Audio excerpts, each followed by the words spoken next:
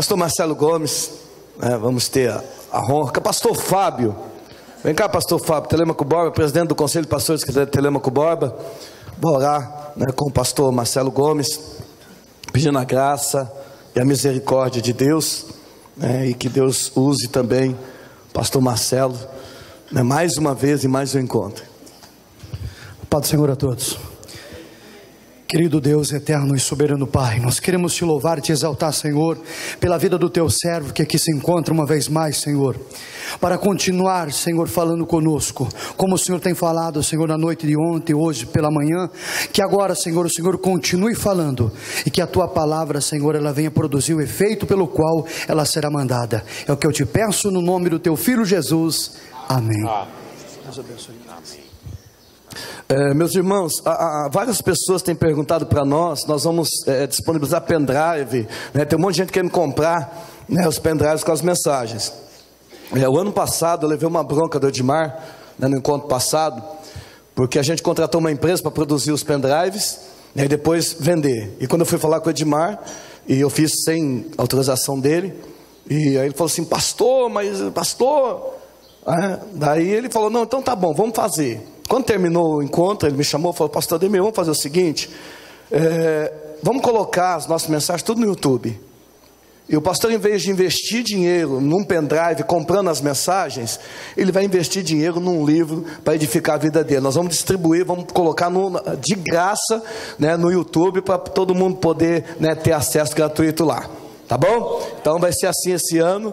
Creio que dentro de 10, 15 dias já vai estar todas as mensagens lá, tá? Nós estamos tentando transmitir ao vivo, conseguimos uma mensagem excelente, mas não estamos conseguindo fazer o som funcionar. Então não estamos conseguindo ainda transmitir ao vivo. Vamos orar aí para que até a final da tarde a gente consiga. Tá bom? Então não vai ter pendrive, vai estar disponibilizado lá no site do Instituto Pai e também no YouTube. Deus abençoe. Bom dia, irmãs e irmãos, na graça e na paz do nosso Senhor e Salvador Jesus Cristo. Quero falar da minha gratidão a Deus, em primeiro lugar, pelo privilégio de estar aqui.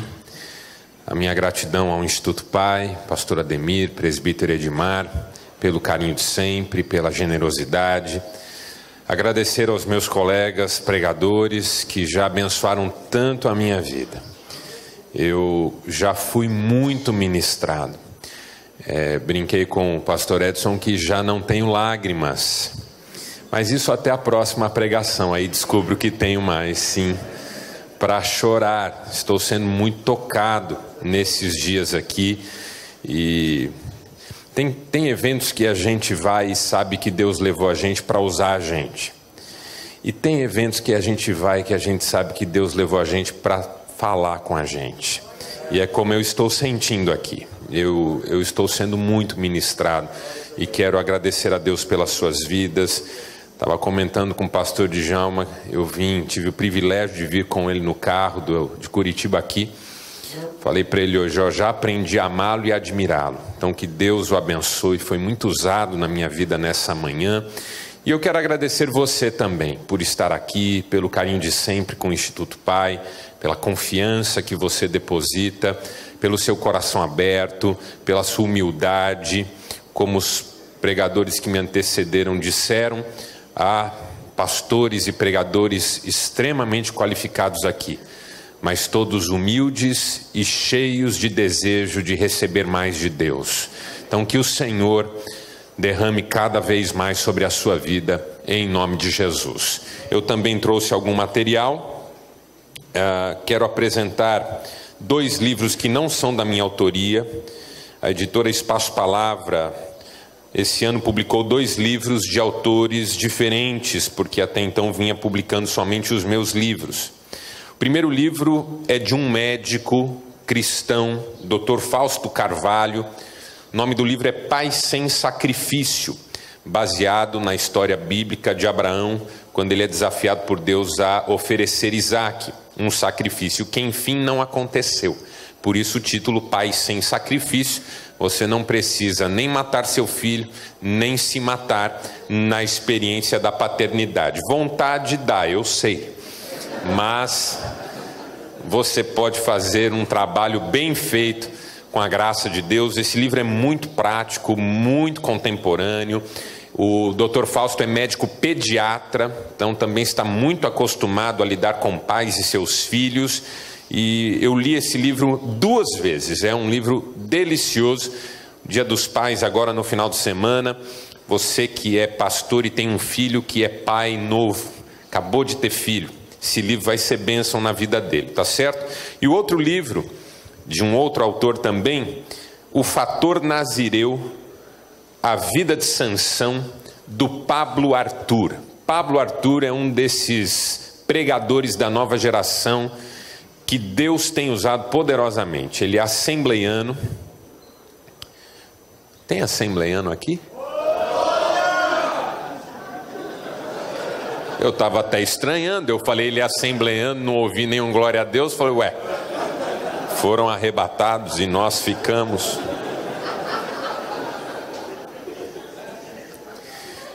E o Pablo é um pregador maravilhoso, tem um conteúdo fantástico, e esse livro ficou uma bênção. É um livro que ele dedica a jovens, a obreiros e a pregadores. É um livro que fala de liderança, de caráter, de como a gente se perde no caminho, porque Sansão foi escolhido, chamado para ser uma bênção, e enfim foi. Eu sempre me lembro de uma frase de Calbart, em que ele diz assim: os apóstolos e profetas não querem ser o que são, eles têm de ser, e finalmente eles são, de um jeito ou de outro. Só que é melhor que seja do jeito de Deus, desde o começo e até o final.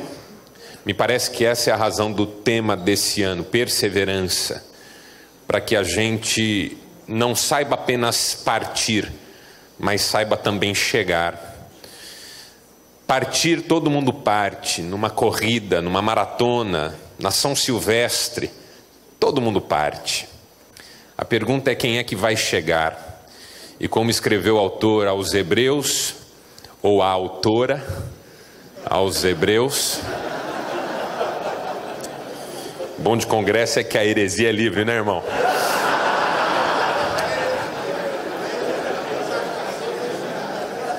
E eu ainda tenho umas aqui preparadíssimas. Nós não somos dos que retrocedem, mas nós somos dos que avançam.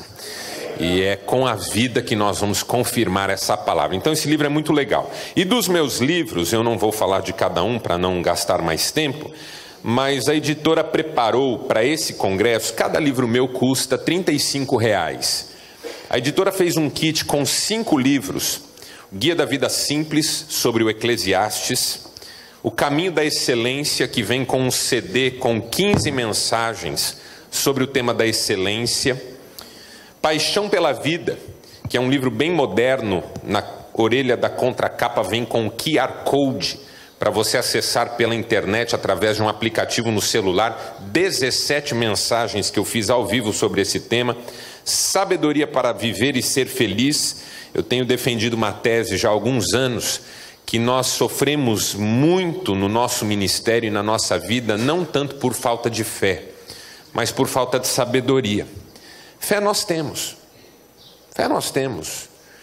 Eu ouvi uma aula de fé hoje aqui do pastor Edson, me abençoou muito, os diferentes tipos de fé, mas aquela fé básica nós temos.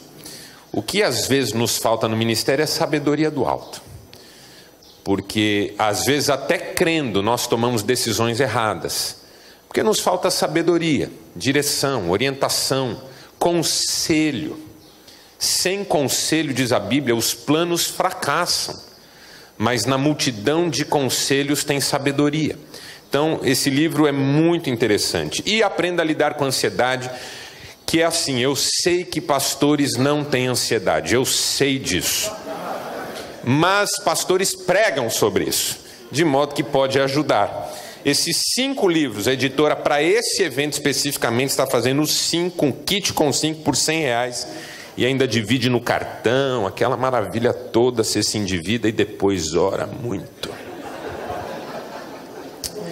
Dito isso, quero convidar você a abrir sua Bíblia no Evangelho segundo Mateus, capítulo 10, Nós vamos ler do primeiro verso ao 23. Eu vou ministrar 2 vezes nesse encontro. Hoje pela manhã e amanhã pela manhã. E Deus me deu uma palavra, eu creio assim. Só que é uma palavra para eu pregar em 2 momentos. Então nós vamos estudar a mesma mensagem, o mesmo texto, hoje pela manhã e amanhã pela manhã. Hoje eu vou fazer metade da mensagem. E amanhã eu vou fazer a outra metade da mensagem.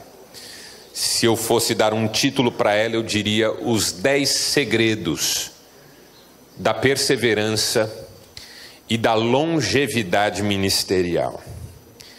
Porque eu quero chegar. Para mim não importa tanto de onde nós saímos. Cada um aqui saiu de um lugar diferente. Alguns saíram do fundo do poço. Alguns saíram da criminalidade, das drogas. Eu me identifiquei muito com o pastor Djalma. Nunca vivi nada demais também do ponto de vista das crises que uma pessoa pode ter. Sempre fui muito protegido. A única droga que eu usei foi quichute.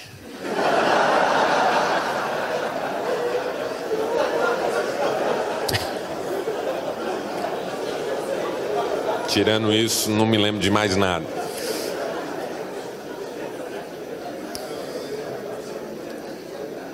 E a verdade é que a mim também Deus tirou de algum lugar. Nesse contexto protegido, pais evangélicos já quando eu nasci, crentes, fiéis, criado na igreja, escola bíblica, EBF, acampa dentro. Eu com 18 anos não estou querendo ir em acampamento, eu estou querendo parar de ir em acampamento, não aguento mais acampamento. Hoje me convida para pregar em acampamento só se Deus mandar, porque eu fui muito, 4, 5, 6 vezes por ano, anos a fio. Mas Deus teve que me tirar da minha soberba, Deus teve que me tirar do meu comodismo, Deus teve que me tirar da minha autoconfiança, Deus teve que me tirar da segurança que eu tinha nessa estrutura que foi criada em torno de mim. A cada um de nós Deus tirou de algum lugar. E graças a Deus por isso. Mas a pergunta que mais me toca nessa manhã, e por isso eu quero falar sobre o que vou falar, é: onde é que vamos chegar? Porque Deus nos tirou a cada um de um lugar diferente, mas chegaremos todos no mesmo lugar. E importa chegarmos bem, sem deixarmos nada de nós pelo caminho. Porque não é só sobre chegar, é sobre chegar bem, é sobre chegar cabeça erguida, é sobre chegar com a alma intacta. O apóstolo Paulo diz: eu combati o bom combate, eu completei a carreira e eu guardei a fé. E a palavra guardar aqui não é no sentido de colocar em algum lugar onde esteja protegida, mas é de poder apresentar de forma intacta. Eu guardei, isso ficou comigo e eu não deixei quebrar. Isso ficou comigo e eu não deixei riscar.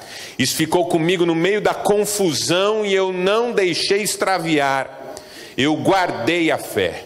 Do jeito que eu fui tocado, eu cheguei e a fé estava intacta. Passei pelo que passei, vi o que vi, ouvi o que ouvi e não deixei de crer. Porque eu sempre soube em quem eu estava crendo, e eu tinha certeza de que Ele era poderoso para guardar o meu tesouro até o último dia. Hoje pela manhã nós fomos ministrados de 2 modos.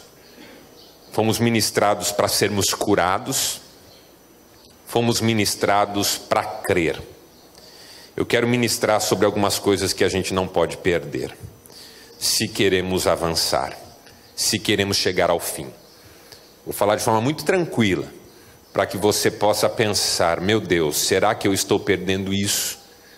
Porque talvez, se eu perder isso, eu perca outras coisas. Jesus falou de uma mulher que perdeu uma dracma e ela varreu a casa para achar. Porque tem coisas na vida que a gente perde, mas não fazem falta. Peso, por exemplo. Já tem coisas na vida que a gente perde, fazem falta, mas são impossíveis de recuperar. Eu sempre destaco 3. A palavra já dita, uma vez que foi, não volta, eu não tenho como trazer de volta, não posso justificar, não posso. Eu posso pedir perdão, mas não posso anular o fato de ter dito. O tempo que passa, não tenho como trazê-lo outra vez, nem os últimos segundos, não tenho como recuperar isso. E as pessoas que já não estão mais aqui entre nós. Por isso temos que cuidar bem de cada uma dessas coisas.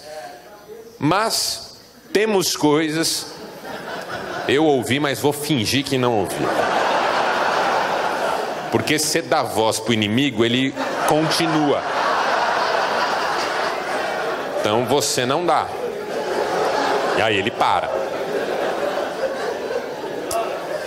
Tem coisas na vida que a gente perde, fazem falta e são possíveis de recuperar. E esse me parece o sentido da parábola. Nós devemos fazer todos os esforços no sentido de recuperar.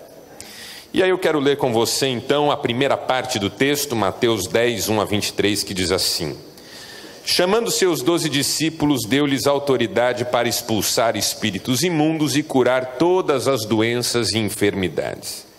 Estes são os nomes dos 12 apóstolos. Primeiro Simão, chamado Pedro, e André, seu irmão. Tiago, filho de Zebedeu, e João, seu irmão. Filipe e Bartolomeu, Tomé e Mateus, o publicano. Tiago, filho de Alfeu e Tadeu. Simão, o zelote, e Judas Iscariotes, que o traiu. Jesus enviou os 12 com as seguintes instruções: não se dirijam aos gentios, nem entrem em cidade alguma dos samaritanos. Antes dirijam-se às ovelhas perdidas de Israel. Por onde forem, preguem esta mensagem: o reino dos céus está próximo. Curem os enfermos, ressuscitem os mortos, purifiquem os leprosos, expulsem os demônios. Vocês receberam de graça, deem também de graça. Não levem nem ouro, nem prata, nem cobre em seus cintos. Não levem nenhum saco de viagem, nem túnica extra, nem sandálias, nem bordão, pois o trabalhador é digno do seu sustento. Na cidade ou povoado em que entrarem, procurem alguém digno de recebê-los e fiquem em sua casa até partirem. Ao entrarem na casa, saúdem-na. Se a casa for digna, que a paz de vocês repouse sobre ela. Se não for, que a paz retorne para vocês. Se alguém não os receber, nem ouvir suas palavras, sacudam a poeira dos pés quando saírem daquela casa ou cidade. Eu digo a verdade, no dia do juízo, haverá menor rigor para Sodoma e Gomorra do que para aquela cidade. Eu os estou enviando como ovelhas no meio de lobos. Portanto, sejam astutos como as serpentes e sem malícia como as pombas. Tenham cuidado, pois os homens os entregarão aos tribunais e os açoitarão nas sinagogas deles. Por minha causa, vocês serão levados à presença de governadores e reis, como testemunhas a eles e aos gentios. Mas quando os prenderem, não se preocupem quanto ao que dizer ou como dizê-lo. Naquela hora será dado o que dizer, pois não serão vocês que estarão falando, mas o Espírito do Pai de vocês falará por intermédio de vocês. O irmão entregará à morte o seu irmão e o pai o seu filho. Filhos se rebelarão contra seus pais e os matarão. Todos odiarão vocês por minha causa, mas aquele que perseverar até o fim será salvo. Quando forem perseguidos num lugar, fujam para outro. Eu garanto que vocês não terão percorrido todas as cidades de Israel antes que venha o Filho do Homem. Louvado seja Deus por essa palavra. E você diz? Amém. Perseverar. Seguir em frente quando há razões de sobra para parar. Avançar quando é mais cômodo ficar onde se está. Prosseguir quando já se sabe que a sequência do caminho será pior e mais difícil, não melhor e mais fácil. Ninguém precisa perseverar quando a coisa é boa. Você não precisa desafiar ninguém a perseverar naquilo que ela gosta.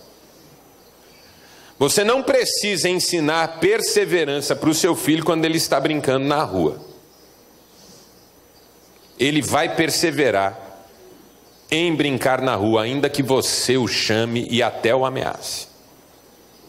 Você ensina perseverança para o seu filho quando o assunto é estudar. Dizer para ele a importância daquilo e de continuar, mesmo quando uma nota é ruim, mesmo quando ele não entende a matéria, mesmo quando a vontade que ele tem é de largar aquilo.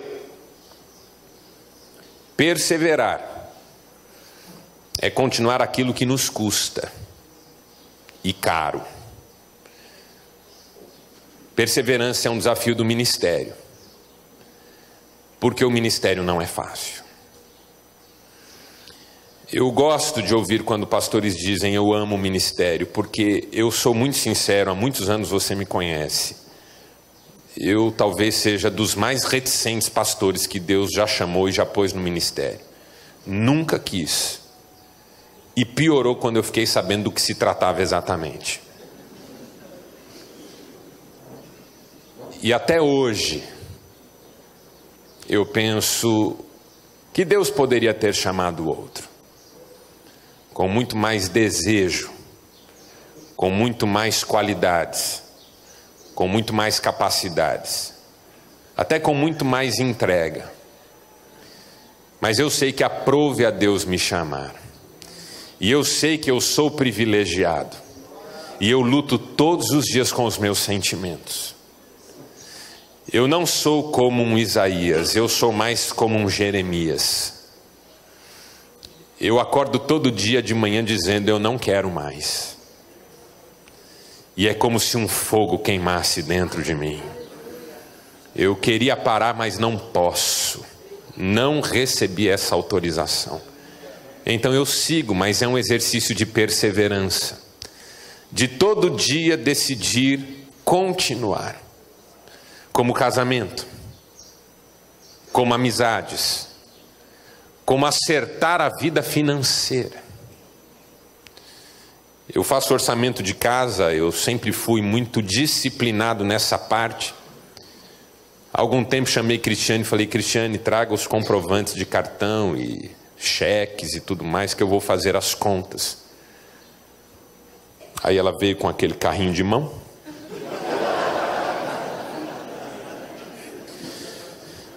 Olhou para mim e falou assim, você não cansa de fazer isso todo mês? Eu olhei para ela e disse, canso. O que eu queria mesmo era gastar. O que eu queria mesmo era fazer um cheque sem pensar no amanhã. O que eu queria mesmo era passear e comprar o que me desse na telha. Mas eu sei que se um mês passar e eu não me dedicar a isso, ali pode começar um grande problema financeiro na minha vida. Porque eu não estou com essa bola toda, nem recebendo as ofertas do Instituto Pai.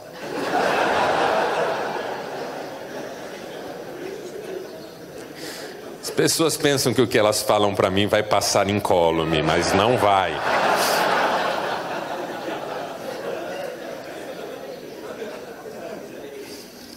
Todo dia a gente faz as mesmas coisas. Todo dia a gente perdoa quem a gente queria mandar as favas. Todo dia a gente se renova para cumprir tarefas das quais a gente não gosta. Todo dia a gente aconselha alguém. Todo dia a gente estuda. Todo dia a gente lê um livro. Eu amo a Bíblia, irmãos, mas tem dias que eu não tenho vontade de lê-la. Eu amo o Senhor, mas tem dias que eu não estou com vontade de conversar com Ele. Toda mensagem sobre oração me quebra, porque eu não sou um homem de oração. Eu me identifiquei com C.S. Lewis quando ele escreveu um livro chamado Orações, Cartas a Malcolm. E ele fala lindamente sobre oração, lindamente sobre oração, lindamente sobre oração, até que finalmente ele diz assim: o mais importante sobre oração eu não falei ainda, que oração é enfadonha. Eu falei, meu Deus, um homem teve coragem de dizer o que eu sempre tenho vontade de falar e não falo. Que oração enfadonha, porque aquele dia que eu orei, Deus falou comigo, o Senhor me visitou no meu quarto secreto e eu experimentei um avivamento. Isso eu nunca vou esquecer, eu tenho um carinho enorme, mas 99% das minhas experiências de oração são de ficar ali diante de Deus esperando ouvir algo que eu não ouço, entender algo que eu não entendo, pedir perdão pelas mesmas coisas. Eu queria tanto pedir perdão por pecado novo. Queria pedir perdão por coisas que eu nunca pedi perdão. Senhor, me perdoa, hoje eu matei uma pessoa.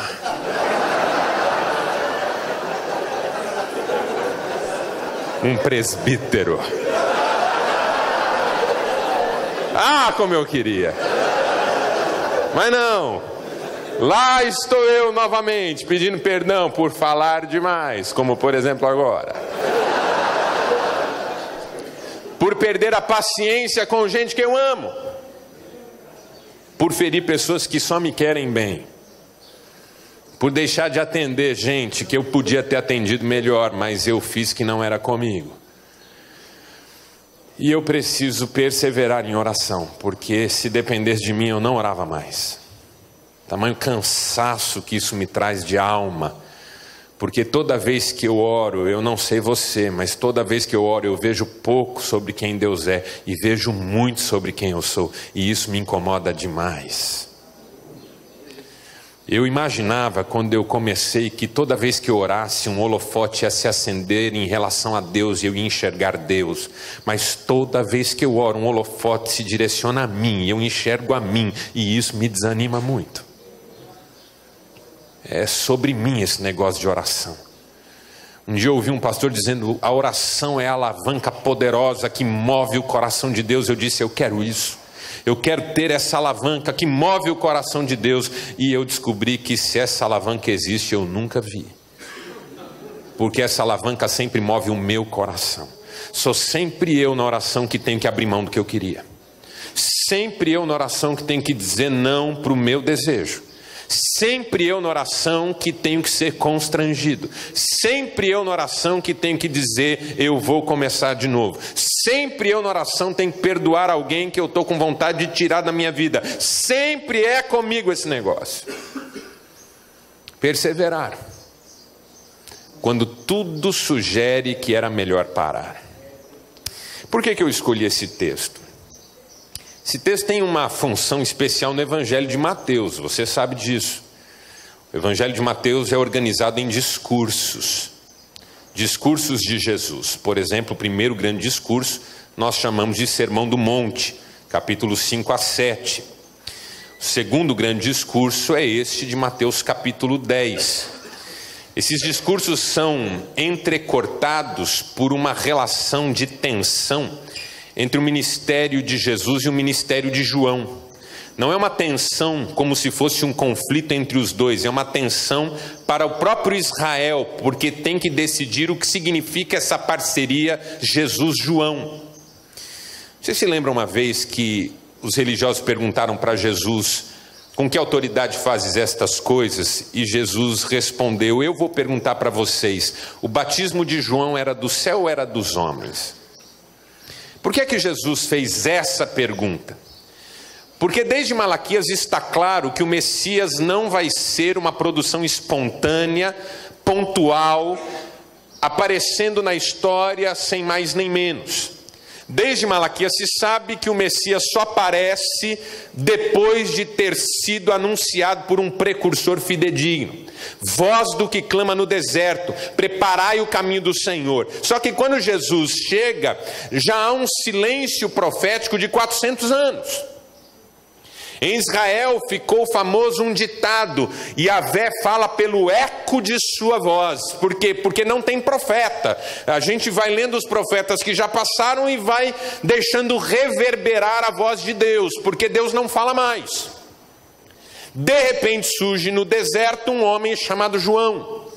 E ele prega, e ele é um profeta, e ele tem as características de profeta, e ele diz: eu batizo com água, mas vem alguém depois de mim, que batizará com o Espírito Santo e com fogo.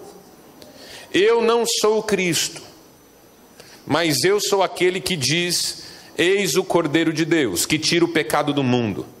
Eu não sou noivo, eu sou um amigo do noivo, e eu anuncio que ele está chegando. Eu sou a voz que clama no deserto. Então João abre as portas da manifestação de Jesus. Sem João, Jesus não pode ser quem ele está dizendo ser, porque é obrigatório que o Messias tenha um precursor. O Messias não dá testemunho de si mesmo, isso o próprio Jesus diz no Evangelho de João. Ele tem que ser anunciado. Então, quando os fariseus perguntam: quem você pensa que é? Jesus responde: primeiro eu quero saber quem João é para vocês. Porque se vocês sabem quem João é, vocês sabem quem eu sou. Se vocês não sabem quem João é, não adianta eu dizer quem eu sou. Porque vocês sabem que o Messias precisa de um precursor. Então o Evangelho de Mateus trabalha muito nessa lógica. Por quê? Porque é um evangelho destinado a judeus, principalmente da esfera religiosa, para que eles creiam que Jesus é o Messias. Na genealogia você já vê isso. Diferente da genealogia de Lucas, que vai até Adão, e Adão filho de Deus, porque é uma peça do ministério paulino, que tem a ver com o evangelho chegando aos gentios.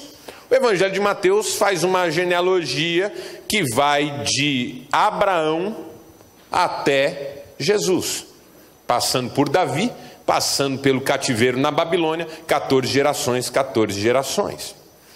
E o que fica claro no Evangelho de Mateus? Que a religião é, naquele momento, o maior adversário.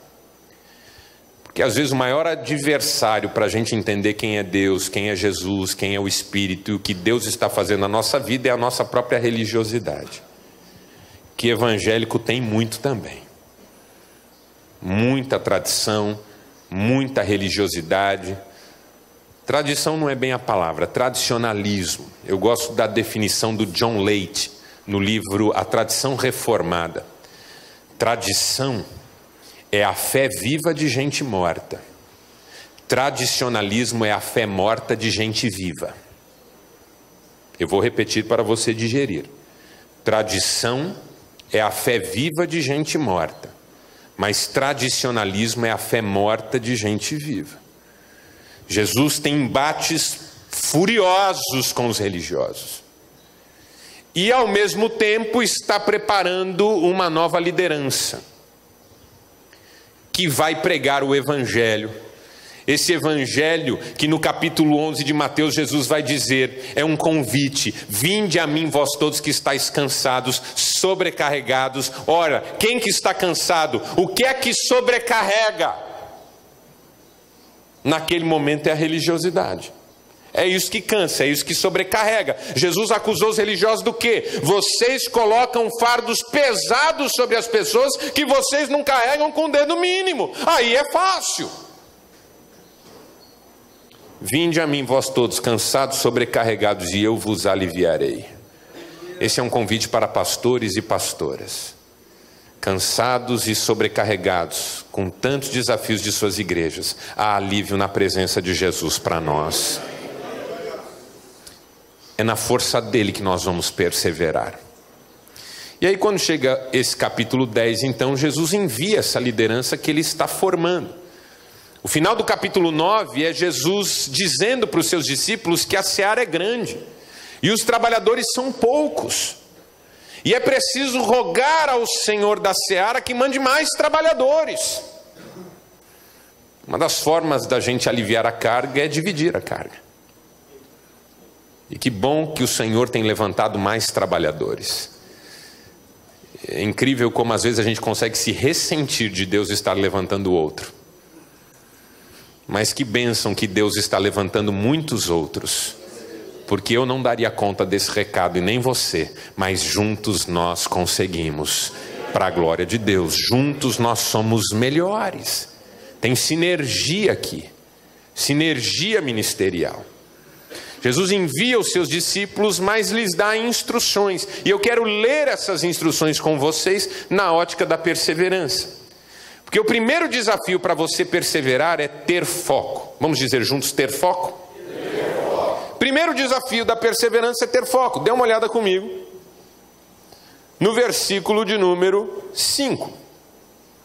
Jesus enviou os 12 com as seguintes instruções: não se dirijam aos gentios, nem entrem em cidade alguma dos samaritanos, antes dirijam-se às ovelhas perdidas de Israel.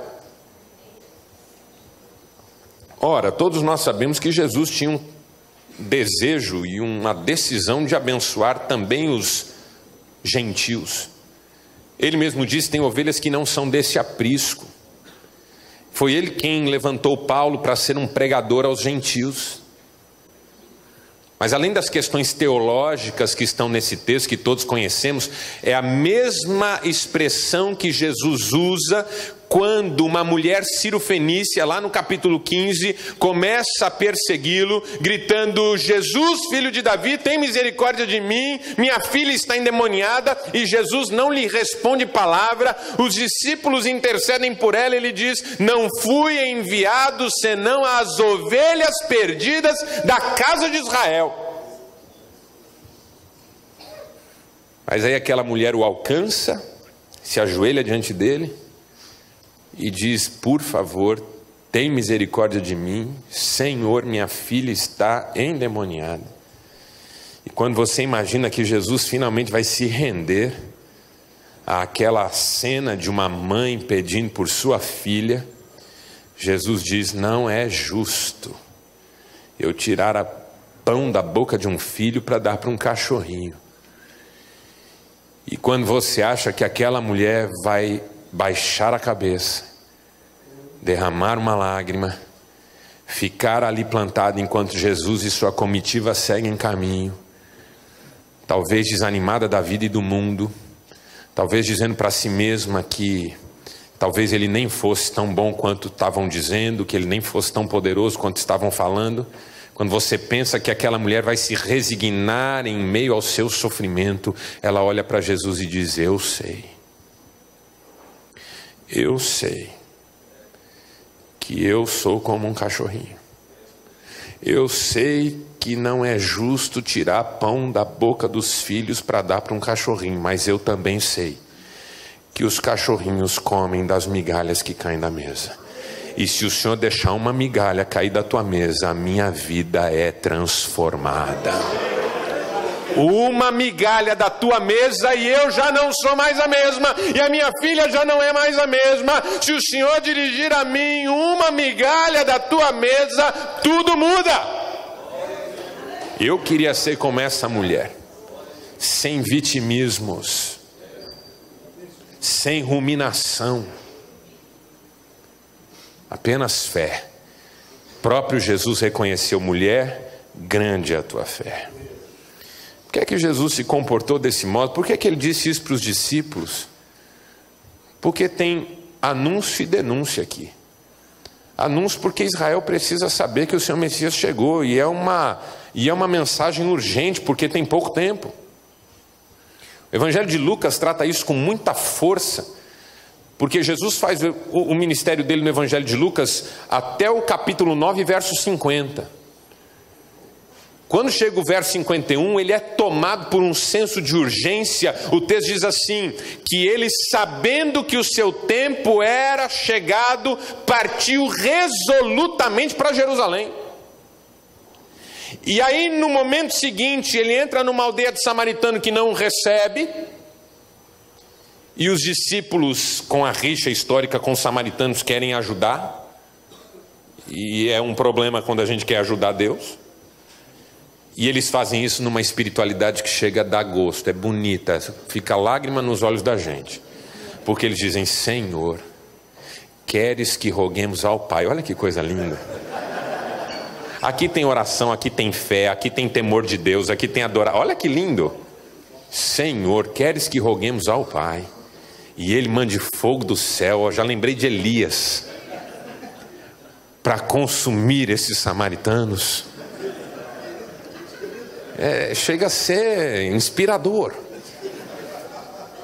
E Jesus diz: vocês não sabem de que espírito são. Na sequência, o Evangelho de Lucas conta 3 episódios rápidos. Uma pessoa chega e diz assim para Jesus: onde quer que fores, irei. Jesus diz: até as raposas têm covis, mas o Filho do Homem não tem onde reclinar a cabeça.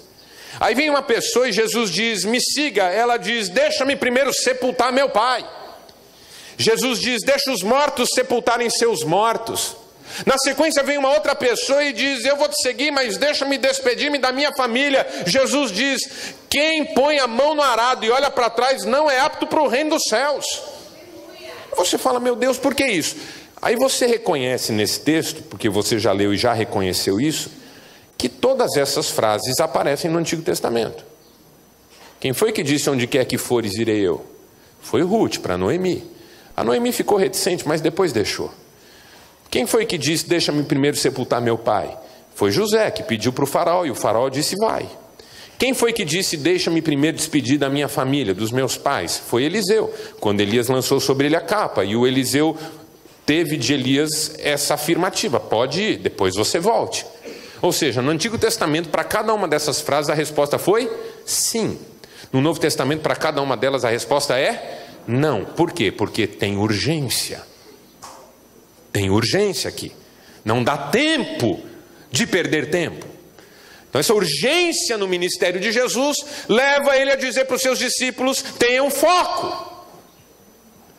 Não parem, não vão em aldeias diferentes, passem por Israel, preguem, digam para as pessoas o que elas precisam ouvir. Foco é a primeira lição da perseverança, porque a gente cansa quando perde o foco. E pastor, com todo respeito, irmão, eu falo isso por mim, pastor é especialista em perder o foco. Nós perdemos o foco por 3 razões. A primeira: perdemos o foco quando o sucesso se torna mais importante que a fidelidade. Porque se o objetivo é o sucesso ministerial, o que me for apresentado como solução eu abraço. Aí eu não paro. Uma hora eu estou atirando para cá, outra hora eu estou atirando para lá, outra hora eu estou atirando para cá. E dependendo do caso, eu estou fazendo até coisa errada. Quando o objetivo é o resultado, a alma se entrega por 30 moedas. O pastor Paulo Romero disse uma frase num congresso uma vez que eu nunca esqueci. Ele disse: quem serve a Deus por dinheiro, servirá ao diabo por um salário maior. Eu vou repetir: quem serve a Deus por dinheiro, servirá ao diabo por um salário maior. Porque se o alvo, se o foco é o resultado, vale tudo. Os fins justificam os meios. Até a gente se associar a ministérios de pessoas ímpias, que a gente sabe que são ímpias, mas que podem nos projetar. Vale tudo. Perdemos o foco quando, em nome dos resultados e do sucesso, esquecemos do desafio da fidelidade. Deus não nos chamou para sermos bem-sucedidos. Deus nos chamou para sermos fiéis. Segunda razão pela qual perdemos o foco: quando agradar as pessoas se torna mais importante do que agradar a Deus. E eu falo isso com tranquilidade porque eu sempre tentei agradar todo mundo. De novo, Calbart, uma frase que eu já citei aqui: o falso profeta é o pastor que agrada a todo mundo. Não tem jeito, irmãos. Conta-se que um senador da República Americana entrou na sala presidencial de Abraham Lincoln e disse: essa república está caindo, tem gente aqui que não vale nada, fulano de tal é um câncer, precisa ser extirpado, ele faz mal para a nação. Lincoln olhou para ele e disse: você tem razão. Não demorou nada, entrou o outro, de quem se tinha falado mal. E ele olhou para o presidente e disse: essa nação está acabando, tem gente aqui que não vale nada, e o fulano, aquele que tinha saído, não vale nada, é um problema, a gente tem que acabar com esse problema. Lincoln olhou para ele e disse: você tem razão. Quando ele saiu, a secretária falou: senhor presidente, o senhor viu o que o senhor acabou de fazer? O quê? Entrou primeiro aqui, o senhor ouviu ele falar mal do outro, e o senhor disse para ele que ele tinha razão. Aí entrou o outro, falou mal do primeiro, o senhor disse que ele tinha razão. Ele olhou para ele e falou assim: você tem razão. Não dá para agradar todo mundo. Só que a gente tenta. A gente até fala: nem Jesus agradou todo mundo, mas a gente tenta. Quer estar bem com todo mundo. Ministério feito como se fosse uma política. Você sabe que os modelos históricos de liderança são 4. O modelo mitológico, que é o modelo de equilíbrio de forças contrárias. Os deuses representavam forças contrárias que precisavam ser balanceadas. Então os deuses estavam sempre em associação. Um Deus respeitando o espaço do outro, um Deus agindo só quando o outro estava ultrapassando seus limites, para manter a coisa em balanço. Governo de coalizão. São os poderosos equilibrando os espaços. Tem governo de coalizão na igreja? Tem. Aquela família é poderosa, tem que ter um líder aí. Mas aquela também. As duas não se gostam, mas se eu puser uma daqui, uma dali, eu não desatendo ninguém. E aí eu vou sofrer com as duas dentro do meu ministério. Segundo modelo de liderança é o modelo platônico, que é o modelo da ilustração, da sabedoria, da iluminação. O líder não é aquele que sabe balancear as forças, o líder não é aquele que faz governo de coalizão, mas é aquele que tem clareza, é aquele que acessou um mundo tal de ideias que pode instruir outros. O problema dessa liderança é que ela se desconecta. O problema dessa liderança, ela cria um fosso entre nobres e plebeus, entre letrados e letrados, entre espirituais e não espirituais. Aconteceu em Corinto. Tem gente espiritual e tem gente que não é espiritual, e aí há divisão na igreja. Os desigrejados hoje, muitos deles dizem assim: nós não aguentamos mais ouvir essas mensagens ralas dos pastores. Nós temos um evangelho muito superior. Nós não temos capacidade de ouvir qualquer um. Nós não aceitamos qualquer coisa. Então nós consumimos isso em casa, em grupos muito reduzidos de amigos, relacionamentos de afeto. Não queremos nos relacionar com outras pessoas, só o nosso grupo já está bom. Modelo platônico. Terceiro modelo aristotélico. Modelo funcional. Aristóteles concebia o universo como uma máquina funcional. Nós somos engrenagens nessa máquina. Temos que funcionar nela. Líder funcional. Ouvimos sobre isso ontem. Ele é eficiente. Ele tem estratégias, metodologias. Ele é uma máquina de trabalhar. Eu já ouvi membros de igreja falando assim: nosso pastor é uma máquina. 6 horas da manhã ele já está aqui, 8 horas da noite não foi embora ainda. E o membro fala como se fosse um elogio, e me parece que é um grande problema, porque ele está funcionando. A máquina está azeitada, mas o que está azeitado é a máquina e não o coração. Porque aí o que não funciona eu descarto.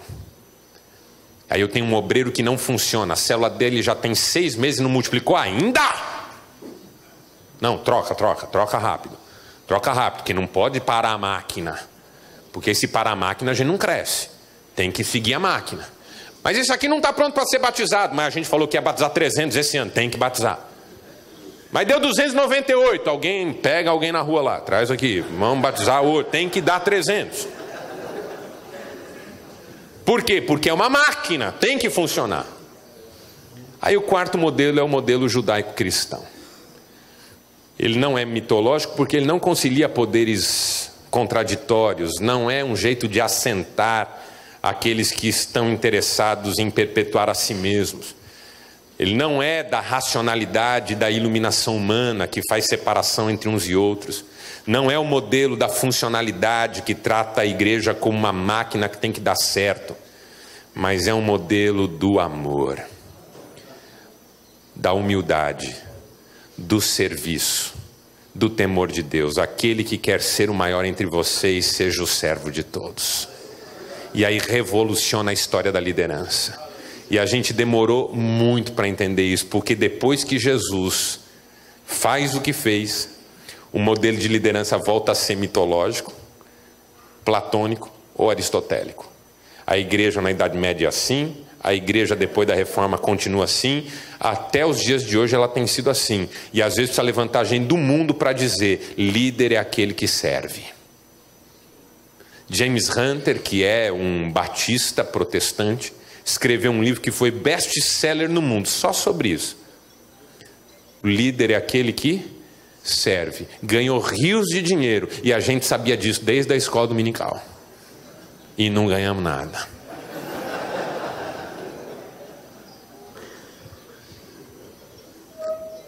Conciliações, tentativa de agradar todo mundo, de fazer a própria fama, isso faz a gente perder o foco. E isso cansa, porque a gente nunca consegue. Pensa um líder que está lá tentando mediar conflitos que nunca acabam porque são conflitos de ego. Mas ele não quer desagradar ninguém. Cansaço que esse homem vive, que essa mulher vive. A gente perde o foco quando quer agradar todo mundo. E terceiro, a gente perde o foco quando a gente quer ser quem a gente não é, para ser o que o outro é. Eu queria muito ser Edson Teixeira. Eu queria muito ser Hernandes Dias Lopes. Um dia eu falei para minha mulher, eu queria pregar igual Hernandes. Ela olhou para mim e falou assim, mas ele é um homem tão fino. Eu falei, e eu? Aí ela percebeu e falou, não que você não seja. E eu aprendi com Sigmund Freud que o inconsciente não conhece a negativa. E que você coloca não numa frase para deixá-la politicamente correta, porque sem o não ela é verdadeira. Como por exemplo quando sua sogra diz assim, não que eu queira me meter na sua vida. Claro que quer. Mas é chato dizer que quer. Então ela diz, não que eu quero. Não que eu esteja reparando, não que eu me ache melhor. Veja, tira o não, a frase está perfeita. Não que eu queira reconhecimento, não que eu achasse que o ministério fosse fácil. Se eu estou desanimado é porque em algum momento eu achei. E aí o não é só para não dizer, achei que era fácil. E agora estou chocado que não é. Foco. Perdemos o foco, corremos o risco de não perseverar. Porque começamos a andar em círculos, e quem anda em círculos não chega em lugar nenhum. Segunda lição que Jesus ensina. Depender de Deus. Vamos dizer juntos? Verso 7. Por onde forem, preguem esta mensagem, o reino de Deus está próximo. Curem os enfermos, ressuscitem os mortos, purifiquem os leprosos, expulsem os demônios. Simples assim. Escola de formação de seminário. O que nós vamos fazer essa semana? 4 matérias. Curar enfermos, ressuscitar mortos, purificar leprosos e expulsar demônios. Escuta, cadê levar ceia para a veinha? Cadê reunião do conselho? Cadê a administração eclesiástica? Que tarefa é essa, hein? Gente, eu sou presbiteriano, eu não cumpri nem 2 até hoje. Quanto mais aos 4. Assembleanos cumpriram umas 3 pelo menos.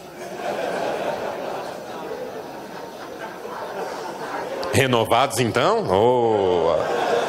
Aí sim, aí sim. Vocês vão fazer uma coisa bem simples. Vocês vão sair por aí pregando, curando, ressuscitando, purificando, expulsando demônios.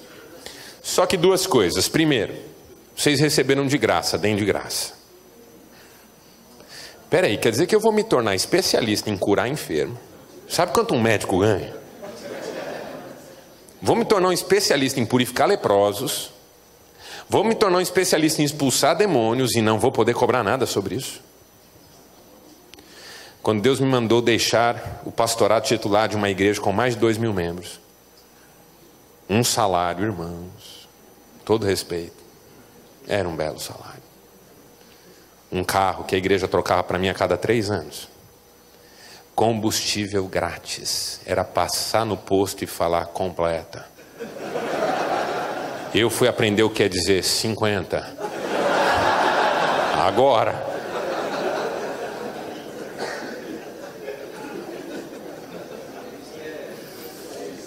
E Deus me mandou entregar o ministério e não me disse o que ia fazer da minha vida. Minha mulher disse assim: amor, Deus falou comigo, você vai pregar o evangelho por aí. Eu disse: amor, ninguém vive disso. Ela falou: não, vive sim, Deus vai sustentar. Eu falei: não, mas na minha cabeça estava assim, meu padrão de vida, tudo que a gente construiu. Minha mulher é professora universitária, ia ter que deixar. Aí eu tive uma ideia, eu falei: eu vou cobrar para pregar. E fiz uma tabelinha de preço. Eu fiz isso. Irmãos, já que nós estamos aqui expondo pecado, eu vou expor esse. Eu nunca preguei para árvore, mas eu fiz uma tabela de preço. E talvez eu seja mais louco ainda. Porque eu fiz minha tabelinha de preço, falei: quando uma igreja entrar em contato comigo, eu falo: ó, está funcionando assim. Porque eu estou vivendo disso, eu já tinha um discurso, ia ser até um pouco vitimista. Porque pregador no país não tem muito reconhecimento, mas eu sei que Deus vai tocar o seu coração e tal. Aí naquele dia que eu fiz a tabelinha no computador, mostrei para a Cristiane, ela falou assim: amor, se você acha que é o melhor caminho, tudo bem. Eu falei: ela concordou?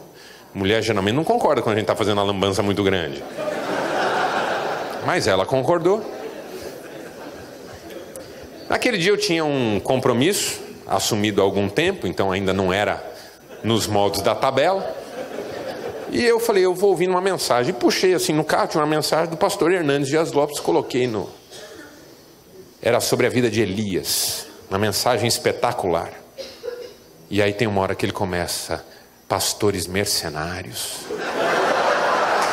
que cobram para pregar, esqueceram que receberam de graça e de graça dão. E eu comecei a chorar, dirigindo e chorando. E pensando no raio da tabelinha. Ô, tabelinha dos infernos. O diabo me fez escrever aquele negócio. Cheguei em casa, pedi perdão para Deus, pedi perdão para minha esposa. Fui lá no computador, deletei aquilo. Não quero isso. Não estou querendo legislar sobre essa questão, que eu sei que é uma questão sensível no mundo evangélico. Mas Deus falou comigo aquele dia e me fez lembrar esse texto. Porque eu recebi de graça. Mas aí você pensa: bom, ok, então você vai consumir as suas reservas. Aí Jesus continua: não levem nenhum saco de viagem, nem túnica extra, nem sandálias, nem bordão. Não levem nem ouro, nem prata, nem cobre em seus cintos. Essa conta não vai fechar. Eu não posso cobrar. E não posso usar o que eu tenho. Como é que vai ser? O trabalhador é digno do seu sustento. Quem está dizendo isso é Deus, aquele que controla, provê. E até hoje, irmão, são 5 anos nessa vida, Deus não tem deixado faltar nada na minha casa. Deus não tem deixado faltar nada na sua casa. Aleluia por isso. Deus é fiel. Não vai deixar faltar na igreja, não vai deixar faltar. Deus não deixa faltar. Até porque a falta é uma perspectiva nossa. No reino de Deus não tem falta. Quando eu digo está faltando, fui eu que pus. Quando eu digo aqui está faltando alguma coisa, é porque eu pus mentalmente isso aqui. Se eu tivesse em púlpito aqui e dissesse, está me faltando um púlpito, quem que inventou esse púlpito? Fui eu.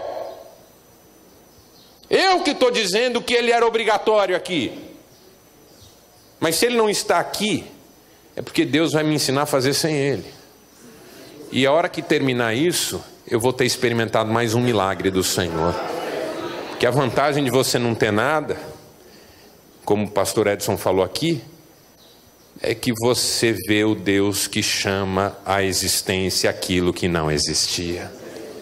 Dependa de Deus. Terceiro, saber lidar. Diga comigo, saber lidar. Verso 11. Na cidade ou povoado em que entrarem, procurem alguém digno de recebê-los e fiquem em sua casa até partirem. Ou seja, encontrou alguém que quer ser uma bênção na sua vida? Não idealize, abrace, receba. Porque enquanto a gente fica pensando em como a gente gostaria que fosse, a gente começa a perder as oportunidades que Deus está nos dando. Não, eu precisava de alguém assim, e crio na minha cabeça um perfil, e esse alguém assim nunca aparece, todo mundo que aparece eu dispenso. Com a mulher na inundação, em cima do telhado. Deus, me tira daqui. Deus falou com ela, eu mesmo vou tirar você daí. Não demorou nada, veio um barquinho, uma canoazinha de um vizinho que tinha uma canoa guardada. Falou, sobe aí, vizinha. Ela falou, não, Deus vai me tirar daqui. Ele falou, não, mas sobe aqui. Ele falou, não, Deus falou que vai me tirar daqui, pode ir tranquilo. Não demorou nada, vieram uns bombeiros lá com uma lancha. Entra aqui. Ela falou, não, Deus vai me tirar daqui. Quando a inundação já estava tomando tudo, e ela num restinho de telhado, veio um helicóptero com um sujeito lá pendurado, falou, vem, pega na minha mão. Ela falou, não, Deus vai me tirar daqui. Morreu. Chegou no céu e falou, Deus, o senhor falou que ia me tirar de lá. Eu falei, mandei 3 servos meus para tirar você de lá. Você não aproveitou nenhum, agora você está aqui. Essa história não tem nenhuma graça, mas acontece no nosso ministério. Deus já mandou tanta gente dele para nos abençoar, mas a gente estava de olho em alguém que não veio. Eu queria tanto que o pastor fulano que pregou no congresso fosse lá me ajudar, mas ele não foi. E quem Deus mandou me ajudar, eu não aceitei ajuda, porque não era quem eu queria. Jesus continua, ao entrarem na casa, saúdem-na. Se a casa for digna, que a paz de vocês repouse sobre ela. Se não, que a paz retorne a vocês. Irmãos, a gente não perde nada nessa vida. O que a gente dá e o outro recebe, a gente não perde porque está com outro, e a gente nunca vai deixar de ter essa história para contar. Foi Sêneca, filósofo, quem disse, tudo que eu dou, eu não dou porque eu tenho, eu dou para que não se perca. Porque tudo que eu já dei nessa vida, eu nunca perdi. Ninguém me rouba o que eu já dei. Ninguém me toma o que eu já dei. Quando o pastor Edson disse, eu dei um carro para um pastor, tudo bem que foi um Fusquinha. Nunca mais ninguém tirou o Fusquinha dele.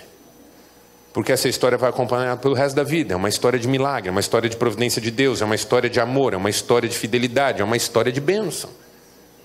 Tudo que eu retive e se perdeu por si só é uma vergonha que eu carrego. Mas tudo que eu dei é uma alegria que eu tenho no coração, porque Deus usou isso para abençoar outras pessoas. E rico não é quem tem muito, rico é quem abençoa muita gente, porque só há conceito de abundância onde há conceito de partilha. Onde eu não divido, ninguém tem, nem eu. Porque se você tivesse, eu sei que não tem, eu estou num congresso de pastores, 1 milhão guardado na poupança pessoal e morresse com esse dinheiro lá, esse dinheiro nunca foi seu. Se eu morrer com 1 milhão guardado na poupança, esse dinheiro nunca foi meu. Também acho. Agora, se eu compartilhei, nunca mais ninguém tira de mim. Porque essas lembranças, esse amor, esses afetos nunca mais serão apagados e ainda haverá galardão. Dê. Ah, mas e se a pessoa não aceitar? Volta. Volta. Não se perde. Mas eu gosto do verso 14. Se alguém não os receber, nem ouvir suas palavras, sacudam a poeira dos pés. Porque assim, não é uma palavra de juízo ou de vingança. Essa é uma palavra de graça. Tem experiência, irmãos, que a gente não tem que levar para frente. Nada dela, nem o pó. Nenhuma experiência de rejeição deveria seguir com a gente, nunca. Se eu fui rejeitado num lugar, sabe o que significa sacudir o pó? Essa experiência não me acompanhará nas próximas. O que quer que tenha acontecido comigo aqui, aqui fica. Não vou evangelizar o próximo com a palavra de rejeição que recebi do anterior. Não vou pastorear essa igreja pensando em como eu fui escorraçado da antiga. Não vou abraçar esse irmão pensando em como aquele que eu tentei abraçar não quis me abraçar. Eu tenho conhecido pastores que no seu ministério hoje não deslancham, não são uma bênção, não estão felizes porque ainda estão presos num ministério que não deu certo. Tem raiva, tem rancor, tem ressentimento, tem mágoa, seu coração está pesado. Sacuda essa poeira, irmão, deixa isso para trás. Quem está em Cristo é nova criatura, as coisas antigas passaram, tudo se fez novo. Em nome de Jesus. Porque senão a gente não vive mais. Saber lidar é saber deixar para trás. Tudo bem, não fui feliz no último ministério, me chutaram como se chuta um cachorro. Mas o meu Deus continua no controle de todas as coisas. E se Ele me quer aqui onde eu estou hoje, eu vou fazer de novo. Eu vou fazer o melhor de novo. A gente precisa saber lidar com o passado. Sacudir o pó, deixar o passado para trás. Tem gente em cuja vida o passado é presente contínuo. Nunca passa. Ou é saudosista, ou é melancólico. Ou é nostálgico. Você sabe o que é nostalgia? Nostalgia é saudade daquilo que já foi. Quando eu era criança pequena, lá em Barbacena, sabe isso? Tem pastor que é assim, quando a denominação era menor, quando o pastor fulano era vivo, quando eu estava lá no interior. O nostálgico, ele está dizendo o seguinte para você: a vida aconteceu lá, e depois que lá acabou, a vida acabou também. Aqui é um desejar voltar para lá. Você reconhece um nostálgico porque ele fala assim, na minha época. Esses dias um sujeito falou para mim, na minha época, eu falei, já morreu já? Que raio de época você está falando? Que não é hoje. Sua época é agora, você pode falar na época da sua avó falecida, na época de Moisés, de Abraão, mas não na sua está em vigor ainda. Mas o nostálgico fica pensando, quando a igreja era pequenininha, o templo de madeira, quando tinha órgão, quando cantava hino, irmão, para que tá chato. Quer cantar hino, canta. Eu fico ouvindo o pastor falar assim, tinha que cantar mais hino, tinha que cantar, canta. O Asaf não fica reclamando que não canta mais hino, ele vem aqui e canta. E aí a gente canta junto e adora a Deus, porque a época ainda está em vigor. A gente pode fazer o que Deus quiser que a gente faça. Mas pior que o nostálgico é o melancólico. Porque o melancólico diz assim, não é o que tem saudade do que já foi. O melancólico é o que tem saudade do que nunca aconteceu. E ele diz assim, se eu tivesse. Uma vez um sujeito com quase 60 anos falou assim, pastor, sabe qual era o meu sonho? Eu falei, qual? Ele falou, meu sonho era voltar aos meus 18 anos com a cabeça que eu tenho hoje. Eu falei, irmão, ia ser uma desgraça tão grande. Ele falou, por quê? Eu falei, por duas razões. Primeiro, você ia apanhar todos os seus amigos. Ele falou, por quê? Eu falei, porque você é chato. Você tem 60 anos e quer voltar a ter 18 com essa cabeça, você acha que vai abafar? Mas segundo, você acha que vai consertar muita coisa, não acha não? Você pensa isso às vezes, se eu voltasse eu ia consertar tanta coisa. Só que estatisticamente a chance de errar pior é maior. Já pensou, você volta no tempo imaginando que vai acertar tudo e piora a sua vida? Saiu pela direita, falou, não vou sair pela direita, vou pela esquerda. Sai pela esquerda, é atropelado e morre. Quantas vezes precisa voltar no tempo para resolver isso? Aí eu falo para os homens lá, A gente não resolve coisa que a gente fez há 5 segundos. Já tentou consertar uma coisa que você acabou de fazer errado? Por exemplo, a mulher saiu lá do quarto de trocar, com um vestido que está há 5 anos no guarda-roupa, e você sabe, tem um fenômeno da química, isso é explicado cientificamente, que uma roupa que fica mais de 3 anos sem ninguém mexer nela, encolhe. É um tipo uma bactéria assim, ó, vai lá e come tudo. Aí a sua mulher vai lá, um trabalho enorme para colocar Curitiba dentro de Maringá, vem na sala e fala assim: amor, ficou bom? Aí você dá aquela olhada assim com o olho meio fechado e fala: você engordou, né? Aí ela falou: o que você disse? Nessa hora, para aqui, ó, para que eu vou te dar uma dica. Você não vai gostar, se é pastor, você vai achar que eu estou falando heresia, mas eu preciso te ajudar. Nessa hora que você tem a chance de repetir o que você disse, vá por mim. Não está na Bíblia, mas vá por mim. Você faz assim, ó.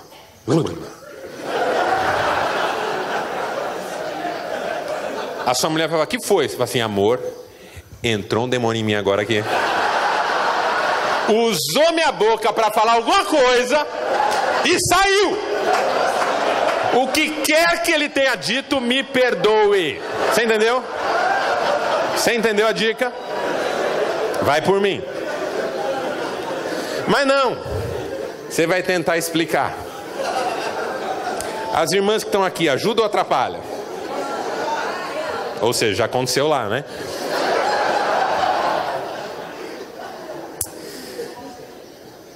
A Bíblia fala do dia que se chama hoje.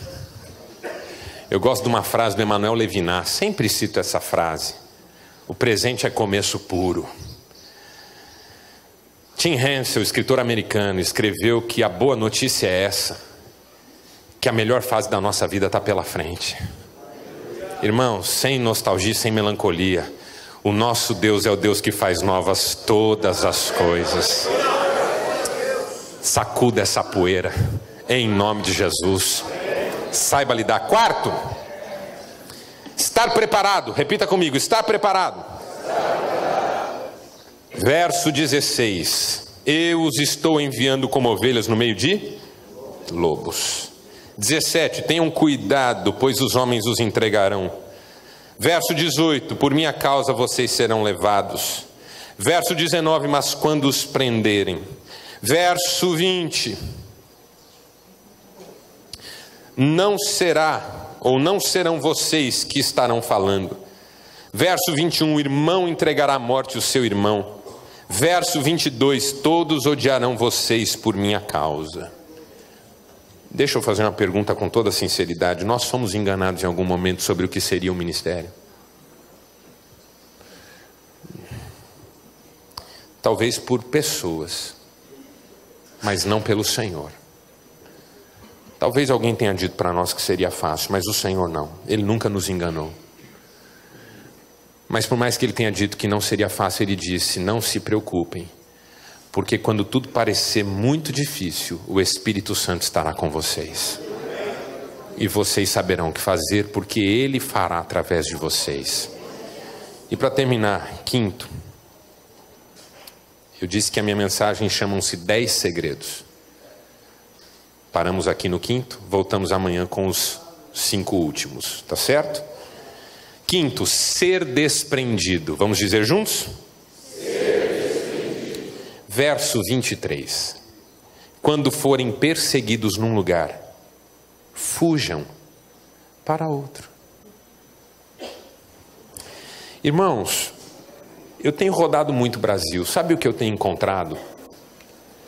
Pastores agarrados aos seus ministérios, apavorados com a ideia de não ficarem mais ali, com medo de ameaças externas e internas, lutando ferrenhamente para se perpetuarem onde estão. E eu creio que Deus pode deixar você a vida inteira no mesmo lugar, mas eu também creio que Deus pode tirar você de onde você está e levar para outro lugar. E é uma questão da soberania de Deus. Mas vai ficar muito difícil se você se agarrar e não quiser de maneira nenhuma entender o que Deus quer fazer na sua vida. Foi fácil eu deixar o pastorado? Não foi. Não foi. Se diz alguém falou assim, rapaz, como é que é deixar o ministério, hein? Ficou melhor? Ficou mais fácil? Fiquei olhando e falei, não sei nem responder essa pergunta, irmão. Não foi um desejo, foi uma direção de Deus. Você não vai voltar não? Eu falei, não sei. Do mesmo jeito que eu precisei de uma direção para sair, eu preciso de outra para voltar. Quem está no comando da minha vida é o Senhor, não sou eu. Eu não estou fazendo planos. Daqui a 5 anos. A minha palavra é eis-me aqui. E o Senhor me envia para onde Ele quiser. Esses dias começamos a orar por um projeto que apareceu diante de nós, eu e Cristiane. Quando fomos começar a orar, eu olhei para ele e falei assim, se Deus nos mandar ir embora, como é que é para você? Porque ela recomeça sempre, toda vez que Deus me tira de um lugar e põe para outro, ela recomeça. Toda vez. Ela falou assim, amor, minhas malas estão prontas. Para onde Deus nos mandar, nós iremos. Porque nós não temos apego nessa vida. A nossa pátria está nos céus. O meu céu não é minha igreja. Meu céu não é meu ministério. Meu céu não é estar pregando aqui hoje, embora eu estou muito agradecido a Deus pelo privilégio. Mas eu sei em quem tenho crido. Eu sei para onde estou indo. Eu não quero me apegar a nada, irmãos. Nós temos vivido uma geração de pastores apegados. É por isso que a teologia da prosperidade funciona. Você já reparou que a teologia da prosperidade não tem escatologia? Teologia da prosperidade não tem escatologia, porque você vai falar da volta de Cristo e do reino vindouro numa teologia que promete tudo aqui agora? Não faz sentido. Então deixa quieto.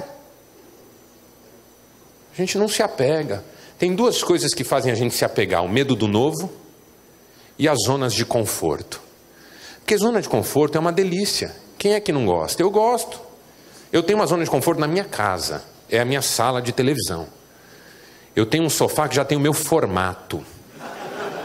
Eu brinco que eu não sento mais, eu encaixo. E é toda uma dinâmica até você se sentir na posição mais cômoda. Você vai se ajeitando, vai se ajeitando. Os irmãos que tem, não é? Amém? Você diz amém para essa palavra? Aí depois que eu me ajeito, tá lá meu controle, minhas coisas, lugar que eu ponho meu suco. É uma delícia. Aí um dia eu me ajeitei todo assim, estava bem ajeitado, olhei e o meu controle não estava lá. Eu olhei e estava no móvel da frente. Falei, ô Jesus, o que eu faço agora?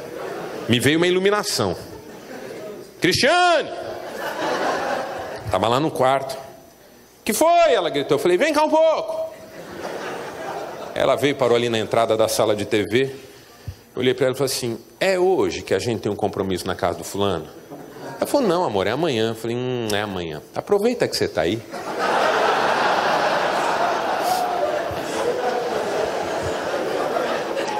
Pega para mim esse controle. Só que eu fiz uma bobagem na vida. Eu casei com mulher inteligente. Ela olhou para mim e falou assim, você me chamou aqui por causa do controle. Falei, claro que não, né filha? Quer tirar você de lá onde você está para pegar um negócio tão médio diante de mim? Estou pedindo para você aproveitar. Pois, irmãos, depois vocês orem pelo nosso casamento. Ela foi embora e não pegou.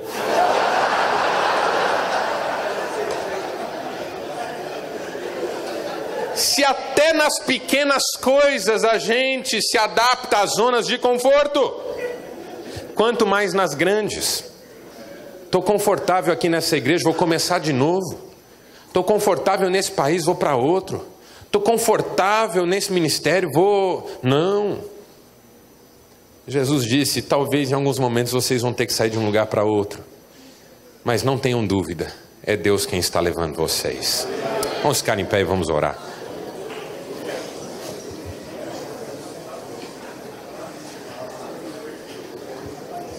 Como eu não terminei minha mensagem, eu não vou fazer um apelo.